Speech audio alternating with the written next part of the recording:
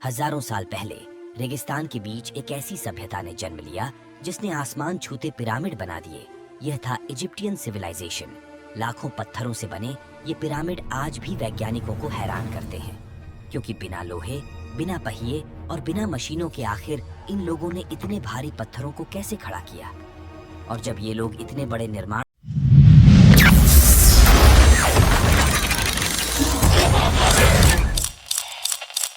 कर सकते थे तो उनकी जिंदगी कैसी थी, वे क्या खाते थे, क्या पीते थे, और उनकी कुछ परंपराएं आज भी रहस्यमयी क्यों लगती हैं। और जब हाल ही में वैज्ञानिकों ने पिरामिड की गुप्त सुरंगों में रोबोट भेजा तो वहां जो देखा गया वह पूरी दुनिया को चौंकाने वाला था।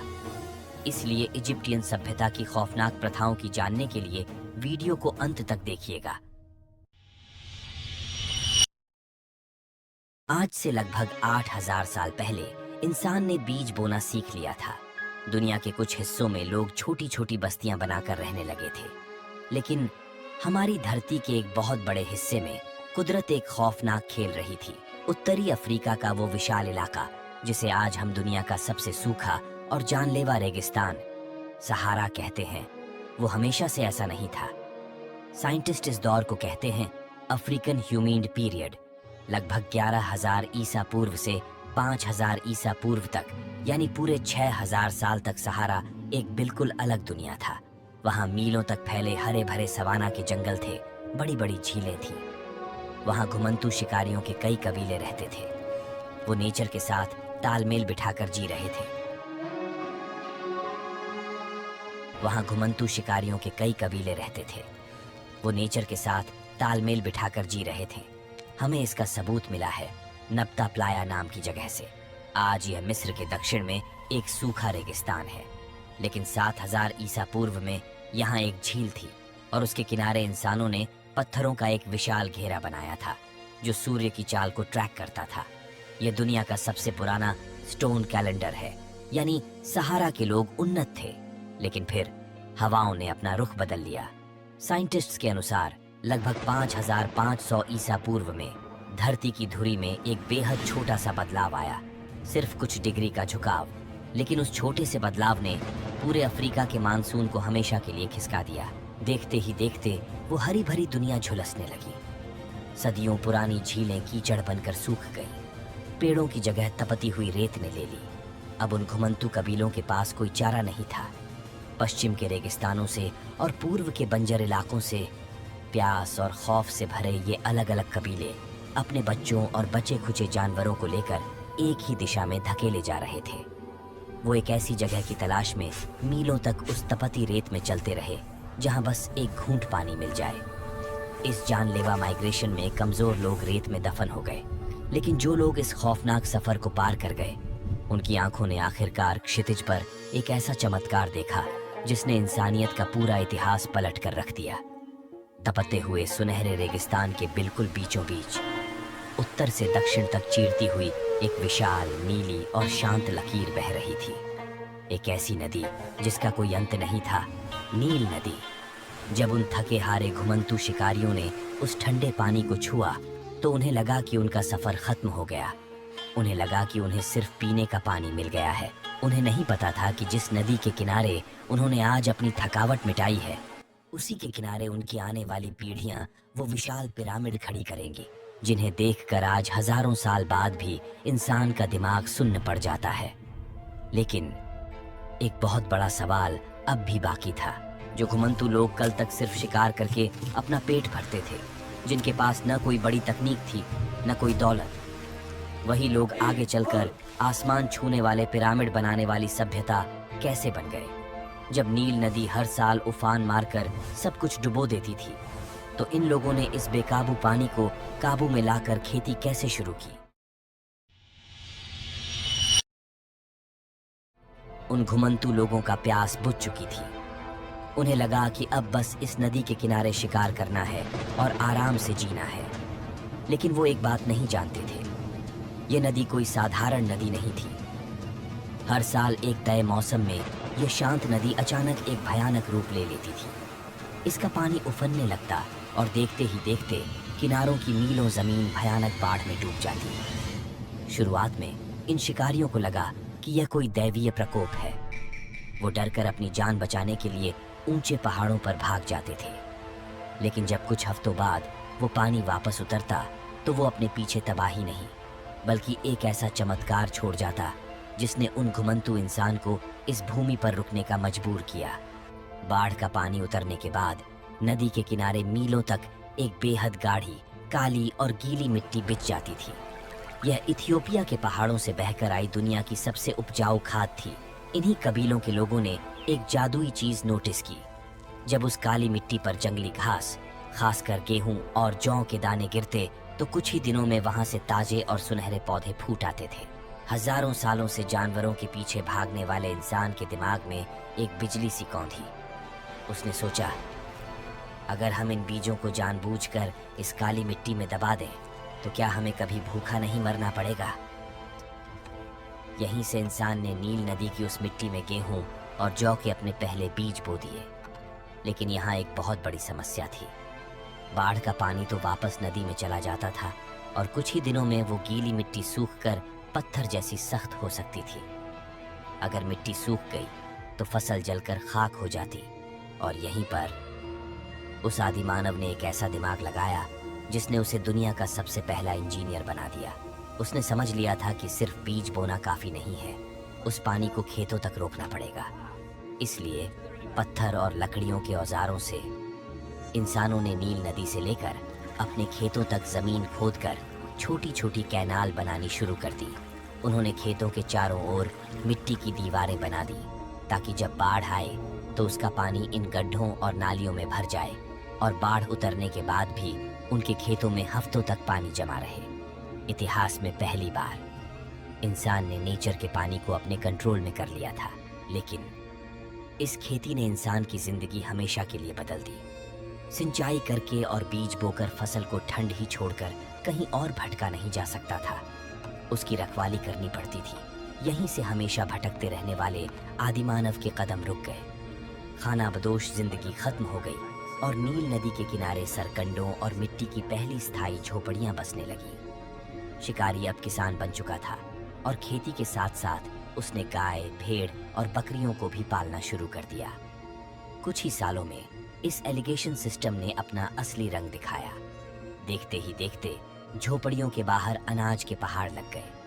इंसान ने पहली बार अपने पेट की जरूरत से कई गुना ज्यादा गेहूं और जौ पैदा कर लिया था। अब उस अनाज को सुरक्षित रखने के लिए जमीन के अंदर गहरे गड्ढे और मिट्टी के बड़े बड़े गोदाम बनाए गए। अनाज का यह भारी भंडारण इंसानियत के इतिहास की सबसे पहली दौलत थी। और जब पेट भरा हो और फ्यूचर के लिए अनाज सुरक्षित हो तो आबादी बहुत तेजी से बढ़ती है। जो कल तक सिर्फ कुछ झोपड़ियों का एक छोटा सा कबीला था, वो अब धीरे धीरे आपस में जुड़कर विशाल गांव और कस्बों में बदल रहा था। यही विशाल शहरों ने महान इजिप्टियन सभ्यता की नींव रखी। लेकिन जहां दौलत होती है वहां लालच जन्म लेता है। जब ये छोटे गांव विशाल शहरों में बदलने लगे तो सबसे ज्यादा उपजाऊ जमीन, अनाज के गोदामों और नील नदी के पानी पर कब्जा करने की होड़ मच गई। अब सवाल यह था, इन शहरों, खेतों और हजारों लोगों को आखिर नियंत्रित कौन करेगा? आखिर कैसे पैदा हुआ मिस्र का वह राजतंत्र जिसे दुनिया फराओं के नाम से जानती है? नील नदी की उस जादुई मिट्टी और इरिगेशन की तकनीक ने आदिमानव को अनाज के जिन गोदामों में सालों का गेहूं और जौ भरा था, उनकी महक अब सिर्फ उन गांव वालों तक सीमित नहीं थी। ये महक रेगिस्तान के उन खूंखार और भूखे कबीलों तक भी पहुंच रही थी जो अब भी शिकार के लिए दर-बदर भटक रहे थे। और फिर शुरू हुआ इंसानियत के इतिहास का सबसे पहला और सबसे खौफनाक लूटपाट का दौर। अंधेरी रातों में हथियारों से लैस खूंखार लुटेरे इन बस्तियों पर हमला करने लगे। अनाज लूट लिया जाता, झोपड़ियां जला दी जाती और खौफ इतना बढ़ गया था कि किसानों को समझ आ गया, सिर्फ अनाज उगाना काफी नहीं है, उसे बचाना भी आना चाहिए। और इसी खौफ के बीच से नील नदी के किनारों पर जन्म हुआ दुनिया के पहले रूलर्स का। देखते ही देखते नील नदी के किनारों पर दुनिया के सबसे पहले और सबसे विशाल शहरों की नींव रखी जाने लगी। मेम्फिस, थीब्स और अबिदोस जैसे महान शहर आसमान छूने लगे थे। इन शहरों में जो सबसे ताकतवर इंसान था, जो दुश्मनों से कबीले को बचा सकता था, लोगों ने अपना अनाज और अपनी आज़ादी उसके हाथों में सौंप दी। लेकिन ये पूरी नील घाटी कोई एक देश नहीं थी। शुरुआत में ये दो अलग अलग ताकतों में बंटी हुई थी। दक्षिण का पहाड़ी इलाका जिसे अपर इजिप्ट कहा जाता था और उत्तर का मैदानी हिस्सा जिसे लोअर इजिप्ट कहते थे। फिर आज से लगभग 5000 साल पहले इतिहास में एक ऐसा महाबली शासक उभरा जिसने सब कुछ बदल कर रख दिया।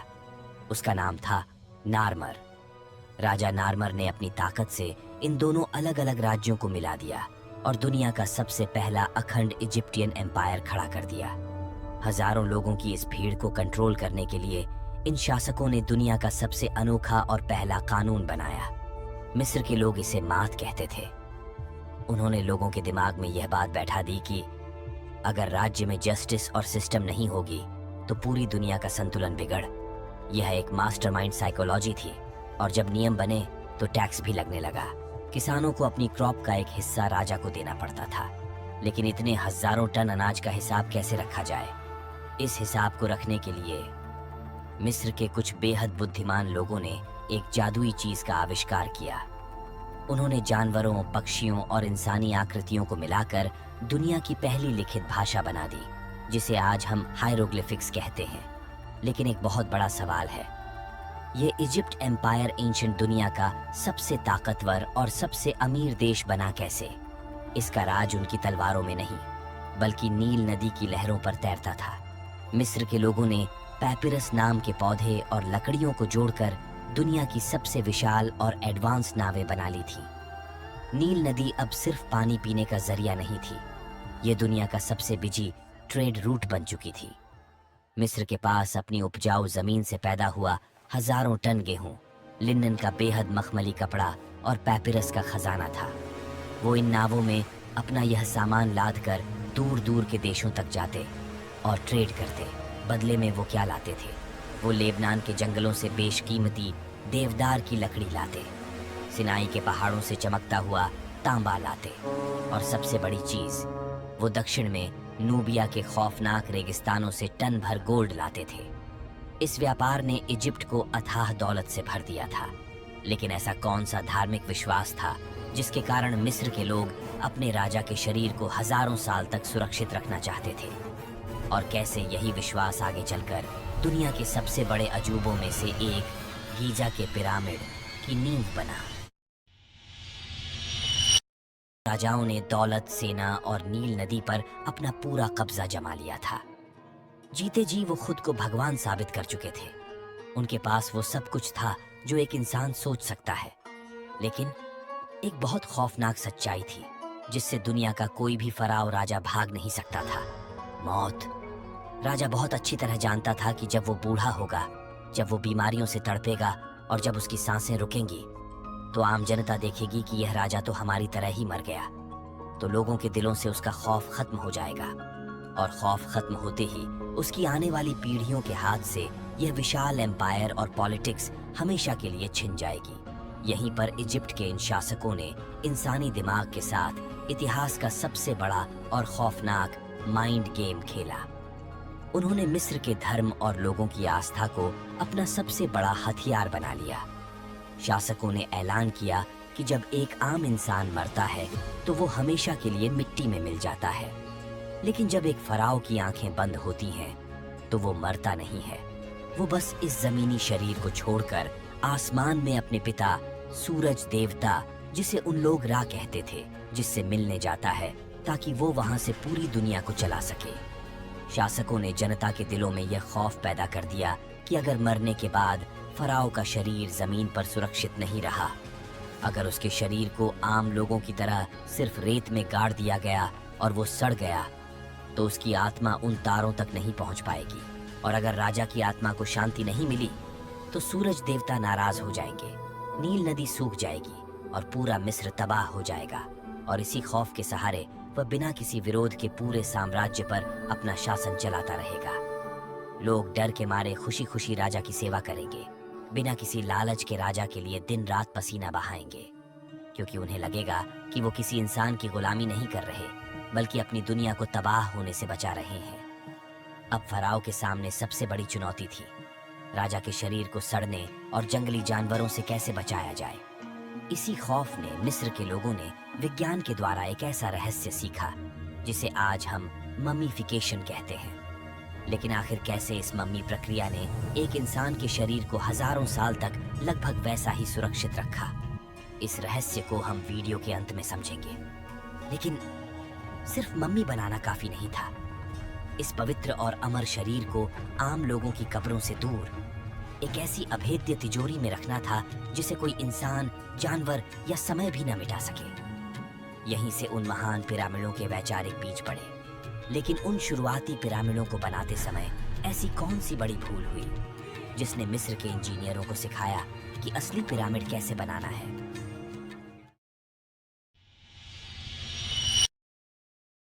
राजाओं के लाशों को सड़ने और जंगली जानवरों से बचाने के लिए इन शुरुआती राजाओं ने जमीन के नीचे गहरी कब्रें खोदनी शुरू की।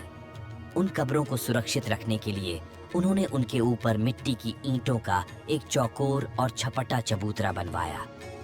मिस्र के लोग इन चबूतरों को मस्तबा कहते थे, लेकिन यह मस्तबा कोई हमेशा टिकने वाली इमारतें नहीं थी। तेज हवाएं और रेगिस्तान के तूफान समय के साथ इन मिट्टी के चबूतरों को मिटा रहे थे, और उससे भी बड़ा खौफ था लुटेरों का। खूंखार लुटेरे आसानी से इन ईंटों को तोड़कर अंदर घुस जाते और राजा का सोना और उसकी मम्मी लूट लेते। एल इजिप्टियन किंग को समझ आ गया था कि उन्हें पत्थरों की एक ऐसी स्ट्रक्चर चाहिए जिसे समय भी न मिटा सके। और तब इतिहास के पन्नों में एंट्री हुई पहले genius engineer Imhotep. Egyptian king जो सैर के लिए उसने मिट्टी को ठुकराकर पत्थरों को चुना। इम्होटेप ने एक चौकोर मस्तबा के ऊपर दूसरा, फिर तीसरा, ऐसे 6 भारी चबूतरे एक के ऊपर एक रख दिए। जब धूल छंटी तो इजिप्ट हैरान था। यह दुनिया का सबसे पहला पिरामिड था, द स्टेप पिरामिड। पहली बार साधारण इंसान ने जमीन पर खुद का एक आर्टिफिशियल पहाड़ खड़ा कर दिया था। लेकिन इंसान कभी संतुष्ट नहीं होता। दशकों बाद फराओ किंग स्नेफ्रू इजिप्ट एम्पायर पर शासन किया। उसने ठान लिया कि सीढ़ियों वाला नहीं, बल्कि चारों तरफ से बिल्कुल चिकना पिरामिड चाहिए। और उनकी आदेश से इंजीनियरों ने बड़े जोश में 54 डिग्री के तीखे ढलान पर भारी पत्थर उठाने शुरू किए। पर यहीं आदिमानव से इंजीनियर बने उन लोगों से एक भयानक गणितीय गलती हो गई। पत्थरों का वजन इतना बेतहाशा बढ़ा कि पिरामिड अंदर से झटकने लगा। नतीजा, पिरामिड बीच से ही मुड़ गया। इसे बेंट पिरामिड कहा गया। यह मानव इतिहास की सबसे बड़ी इंजीनियरिंग फेलियर था। लेकिन किंग स्नेफ्रू ने हार नहीं मानी। इन इजिप्टियन इंजीनियरों ने अपनी गलतियों से सीखा और एक नया सटीक गणित लगाया गया। सालों के खून पसीने के बाद लाल पत्थरों से एक नई इमारत खड़ी हुई। इसमें कोई सीढ़ियां या झुकाव नहीं था। यह था ह्यूमन हिस्ट्री का पहला बिल्कुल परफेक्ट और सफल चिकना पिरामिड, द रेड पिरामिड। समय बीतने के साथ जब फराओ खुफू गद्दी पर बैठा तो उसके मन में एक बेहद विशाल पिरामिड के निर्माण का विचार आया। बिना लोहे के, बिना पहिए के और बिना किसी आधुनिक मशीन के आखिर मिस्र के इंजीनियरों ने दुनिया का सबसे बड़ा अजूबा, great pyramid own of Giza, कैसे खड़ा किया। इजिप्ट के तख्त पर फराओ खुफू के बैठते ही उसने तय किया कि उसका पिरामिड अब तक बने सभी पिरामिडों से विशाल होगा। इतने भारी पिरामिड के लिए एक मजबूत आधार चाहिए था। इसलिए उसके इंजीनियरों ने नील नदी के पश्चिमी किनारे पर गीजा के चट्टानी पठार को चुना। यह जगह इसलिए भी चुनी गई थी क्योंकि मिस्र के लोग मानते थे कि जहां सूरज डूबता है वहीं से मृतकों की रहस्यमयी दुनिया शुरू होती है। गीजा के इस मैदान पर जिस अजूबे की नींव रखी गई उसकी भव्यता इंसानी सोच से बहुत परे थी। यह ग्रेट पिरामिड 481 फीट ऊंचा था, यानी आज की लगभग 50 मंजिला इमारत के बराबर। और इसे बनाने के लिए कोई 100 या 1000 नहीं, बल्कि 23 लाख विशाल पत्थरों की जरूरत थी। उस दौर की इंजीनियरिंग के लिए यह एक इम्पॉसिबल जैसे चुनौती थी। जरा सोचिए, उन इंसानों के पास न तो कोई लोहे के औजार थे, न पहिए का आविष्कार हुआ था, तो फिर बिना मशीनों के यह चमत्कार हुआ कैसे। पिरामिड का अंदरूनी ढांचा बनाने के लिए पीले पत्थर गीजा के पठार से ही काटे गए। लेकिन पिरामिड को बाहर से शीशे की तरह चमकदार बनाने के लिए व्हाइट लाइमस्टोन चाहिए था, जो नील नदी के पार तूरा की खदानों में मिलता था। और राजा के किंग्स चैम्बर को बनाने के लिए बेहद सख्त रेड ग्रेनाइट पत्थर की जरूरत थी, जो गीजा से 800 किलोमीटर दूर असवान शहर में था। लेकिन 50-50 टन के पत्थर 800 किलोमीटर दूर से गीजा तक कैसे आए? इसके लिए इजिप्टियन इंजीनियरों ने नेचर की सबसे बड़ी ताकत नील नदी की बाढ़ का इस्तेमाल किया। जब नदी अपने उफान पर होती, तब देवदार की लकड़ियों से बनी विशाल नावों पर इन भारी पत्थरों को लादकर सीधा गीजा के पठार के बिल्कुल करीब तक लाया जाता था। इसके बाद शुरू होता था मजदूरों के खून पसीने का असली संघर्ष। ये मजदूर कोई गुलाम नहीं थे, बल्कि मिस्र के वो किसान और कुशल कारीगर थे। इन लाखों मजदूरों ने उन भारी पत्थरों को लकड़ी के स्लेज पर रखा। रेगिस्तान की रेत पर फ्रिक्शन को कम करने के लिए स्लेज के आगे लगातार पानी डाला जाता था, जिससे पत्थर आसानी से फिसल सके। फिर मिट्टी और ईंटों के विशाल रैंप बनाकर इंसानी ताकत से उन पत्थरों को पिरामिड साइट की तरफ खींचा गया। लेकिन सबसे हैरान करने वाली बात इन पत्थरों का वजन नहीं, बल्कि पिरामिड की ज्यामिति और सटीकता थी। 23 लाख पत्थरों को बिना किसी कंपास या आधुनिक मशीन के बिल्कुल सटीक उत्तर दिशा की ओर रखा गया था। इसके बेस का लेवल इतना परफेक्ट था कि उसके चारों कोनों में 1 इंच का भी फर्क नहीं था। 2 पत्थरों के बीच का जोड़ इतना बारीक था कि आज का एक ब्लेड भी उनके बीच नहीं घुस सकता। यह उस इजिप्टियन इंजीनियरों के दिमाग का सबसे बड़ा गणितीय चमत्कार था। सालों की मेहनत के बाद जब 23 लाख पत्थरों का यह ग्रेट पिरामिड बनकर तैयार हुआ, तो फराओ के मरने के बाद उसके शव को मम्मी बनाकर अपार खजाने के साथ पिरामिड के सबसे सीक्रेट अंधेरे कमरे में दफना दिया गया। बाहर से इस पहाड़ को भारी पत्थरों से हमेशा के लिए सील कर दिया गया। खुफू ने अपनी मौत को सुरक्षित कर लिया था, लेकिन क्या खुफू का यह खौफनाक मास्टर प्लान सच में कामयाब हुआ? जब हजारों साल बाद आज के खोजकर्ताओं ने इस अभेद्य ग्रेट पिरामिड का दरवाजा तोड़ा, तो उस अंधेरे किंग चेंबर के अंदर उन्हें क्या मिला? महान गीजा का पिरामिड अब बाहर से पूरी तरह सील हो चुका था। 23 लाख पत्थरों के इस अभेद्य पहाड़ के अंदर गहरी अंधेरा और एक खौफनाक सन्नाटा था। लेकिन इस पहाड़ के अंदर आखिर था क्या? अगर आप उस समय इस पिरामिड के अंदर जाते, तो आपको एक भूल भुलैया नजर आती। अंदर जाने के लिए बेहद संकरे और ढलान वाले सीक्रेट पैसेजेस बनाए गए थे। लुटेरों को चकमा देने के लिए कई नकली दरवाजे और खौफनाक जाल बिछाए गए थे, और इस भूल भुलैया के बिल्कुल बीचों बीच भारी ग्रेनाइट पत्थरों से बना था द किंग चेंबर। यहीं पर फराओ की शरीर को हमेशा के लिए सुरक्षित रखा जाना था। लेकिन सिर्फ पत्थरों की दीवारें शरीर को सड़ने से नहीं बचा सकती थीं। इसके लिए मिस्र के पुजारियों ने राजा के शरीर को मम्मी में बदला जाता। तो आखिर यह मम्मी क्या था? चलिए जानते। राजा के मरने के बाद सबसे पहले उसके दिमाग को एक लोहे नाक के रास्ते बाहर खींच लिया जाता था। फिर उसके पेट, सारे अंदरूनी अंग जैसे लिवर, आंत, क्योंकि ये सबसे पहले सड़ते हैं, सिर्फ दिल को शरीर के अंदर छोड़ा जाता था, क्योंकि उनका मानना था कि इंसान की आत्मा और दिमाग उसके दिल में ही बसते हैं। इसके बाद उस खाली शरीर को एक खास नमक में 40 दिनों तक सुखाया जाता, ताकि शरीर की सारी नमी खत्म हो जाए। और अंत में देवदार के तेल और रेजिन का लेप लगाकर उसे हजारों मीटर लंबी सूती पट्टियों में कसकर लपेट दिया जाता था। राजा अब एक मम्मी बन चुका था। इस मम्मी को एक के अंदर एक सोने के कई ताबूतों में रखा जाता था, और उस दफन कक्ष को जमीन से लेकर छत तक बेशुमार सोने, कीमती पत्थरों, रथों, हथियारों और ऐसे खजाने से भर दिया जाता था जिसकी कीमत का अंदाजा लगाना आज भी नामुमकिन है। फराओ को लगता था कि यह सारा खजाना मृत्यु के बाद की दुनिया में उसके काम आएगा, लेकिन राजाओं ने एक बहुत बड़ी गलती कर दी थी। उन्होंने अपना खजाना बचाने के लिए पहाड़ जितने बड़े पिरामिड तो बना दिए, लेकिन यही पिरामिड लुटेरों के लिए एक बहुत बड़े साइन बोर्ड बन गए।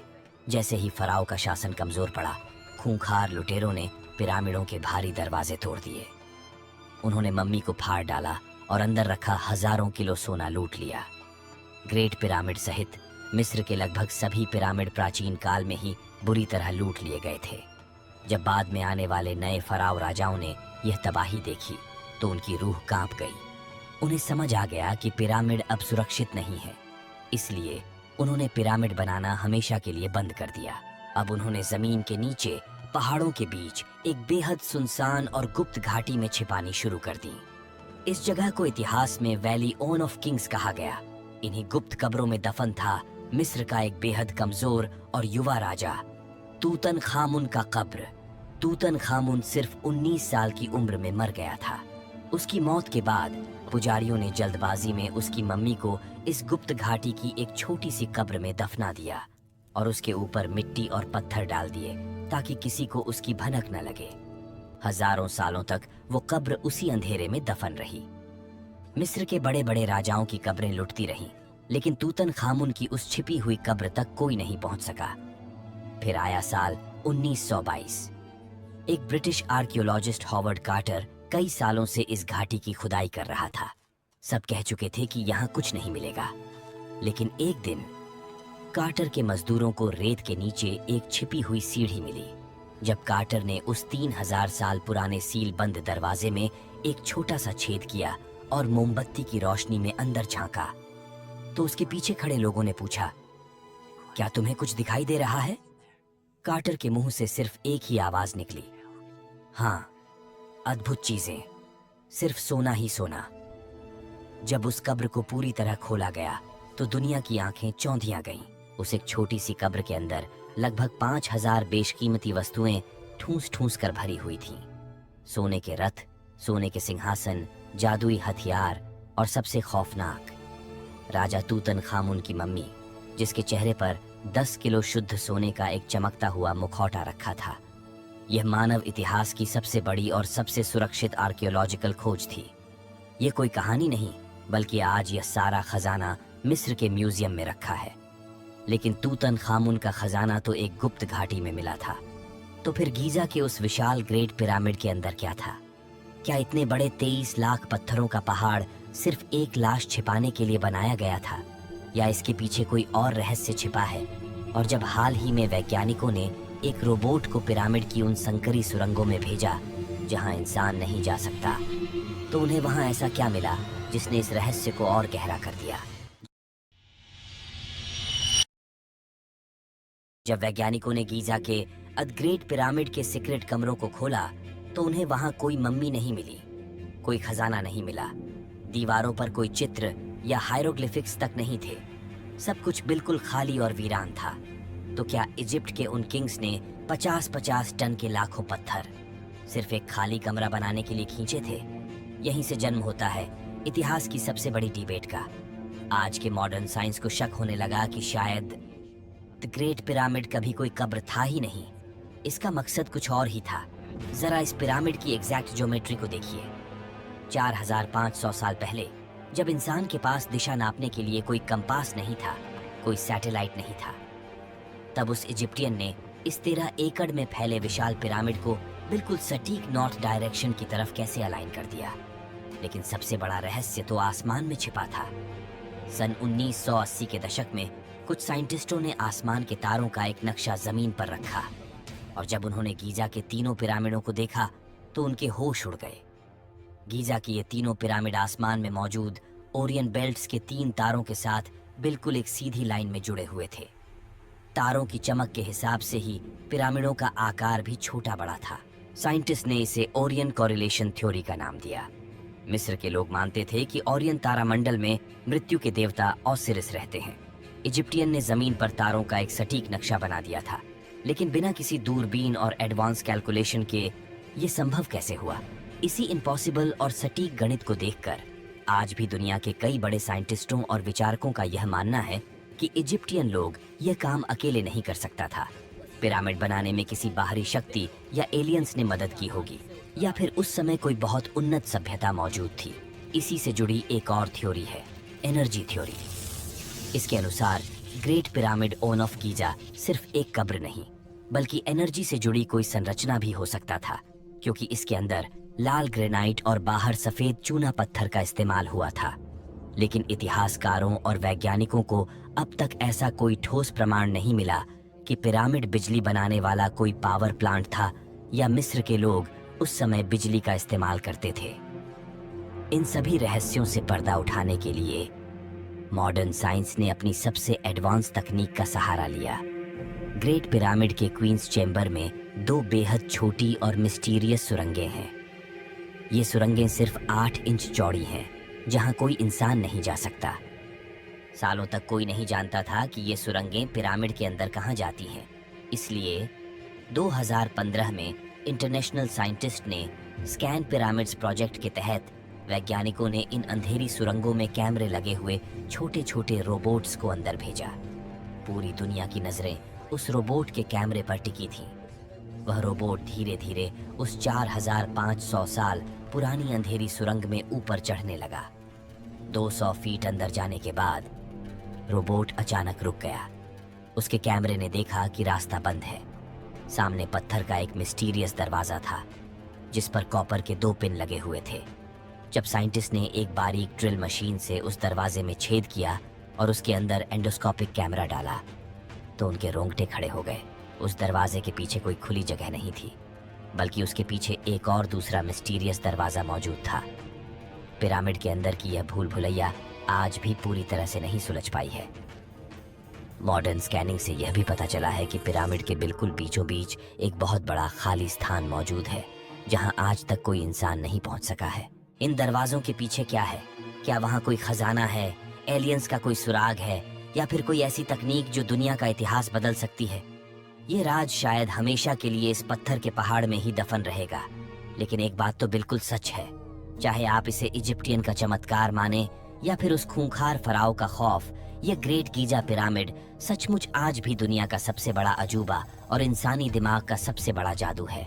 इंसानियत का यह सफर सिर्फ मिस्र तक नहीं रुका था। दुनिया के दूसरे कोने में एक और ऐसी खौफनाक सभ्यता पनप रही थी, जिसने जंगलों के बीचों बीच ऐसे ही रहस्यमयी और एडवांस्ड पिरामिड खड़े कर दिए।